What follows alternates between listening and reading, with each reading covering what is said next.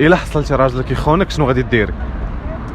خويا اول حاجه غنضربو بمقله، ولكن عاوتاني على حسب. ضربيه بمقله؟ غنضربو بمقله نيشان. وعلاش تضربيه بمقله؟ خويا دابا علاش بالضبط غضربيه بمقله زعما؟ حيت حنا نكونوا مجوجين فهمتي، ماشي مصاحبين ولا شي حاجه يعني. ولا كنتي مصاحبه معاه باش غضربيه؟ ما نضربوش، نمشي بحالي نقول ليه بسلامه خويا. ولا كنتي والده معاه باش غضربيه؟ بمقله وبطنجره. ماشي طنجيه الا كانت في الدار.